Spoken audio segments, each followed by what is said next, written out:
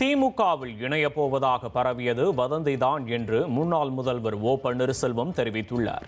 தேனி செல்வதற்காக ஓபிஎஸ் சென்னையிலிருந்து விமானம் மூலம் மதுரை விமான நிலையம் வந்தார். அப்போது வரும் ஜனவரியில் நீங்களும் திமுகவில் இணைவதாக வதந்தி பரவுவது குறித்து செய்தியாளர்கள் கேள்வி எழுப்பினர். அதற்கு வதந்தி தானே என குறிப்பிட்டுவிட்டு சென்றார். அவர்கள் பின்னாடி திமுக தான் செயல்படுது அப்படின்ட்டு அது ஒரே நீங்களும் அப்புறம் ஜனவரியில திமுக ஒரு பரவலான கருத்து வதந்தி ஒன்று பரவி. தேர்தல் பணிகளுக்காக தமிழக வெற்றிக் கழக தலைவர் விஜயின் நேரடி கண்காணிப்பில் வார் ரூம் அமைக்கப்பட்டுள்ளது.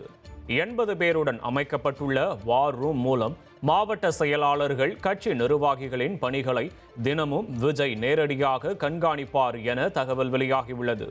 மேலும் மண்டல பொறுப்பாளர்கள் விஜய்க்கு நேரடியாக ரிப்போர்ட் செய்யும் வகையில் வார் ரூம் ஏற்பாடு செய்யப்பட்டுள்ளது. பூத் கமிட்டி உறுப்பினர்களின் செயல்பாடுகளை கண்காணிக்கும் வகையிலும் அவர்களது பணிகளை தினமும் ரிப்போர்ட் செய்யும் வகையிலும் பிரத்யேக செயலி ஒன்றும் உருவாக்கப்பட்டு இருக்கிறது. இவை அனைத்தையும் வார் ரூம் கண்காணிக்கும் என தகவல் வெளியாகியுள்ளது. உங்கள் தந்தி ஒன் தொலைக்காட்சியில் அண்ணாமலை தினமும் மதியம் 12 மணிக்கு காண தவறாதீர்கள்.